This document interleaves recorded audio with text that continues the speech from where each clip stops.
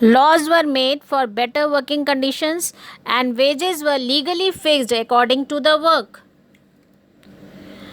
Now we will see the difference between the fundamental rights and directive principles.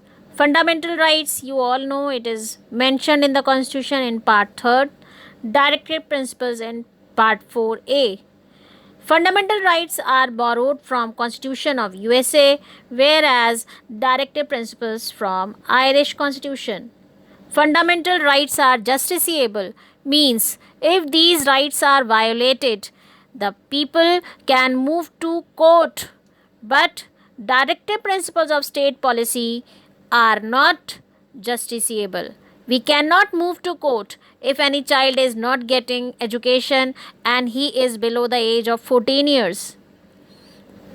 Fundamental rights protect civil liberties, whereas directive principles indicate the socio-economic objectives.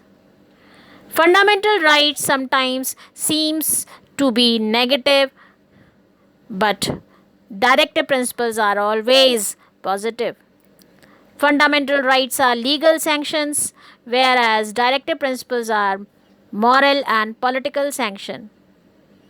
Fundamental rights promote individual welfare, whereas directive principles promote welfare of entire community. And if we see the difference between fundamental rights and duties, fundamental rights, as I told you earlier, borrowed from USA. Duties are borrowed from this provision, means this provision is borrowed from the Constitution of USSR. Fundamental rights are the basic human rights of all citizens.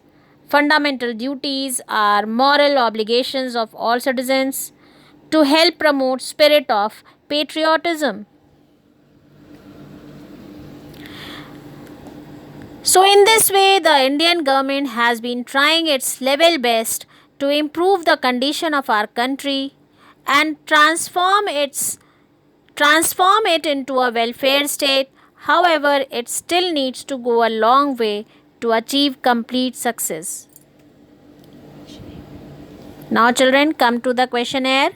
Question number 1. Which age group children should be provided free and compulsory education?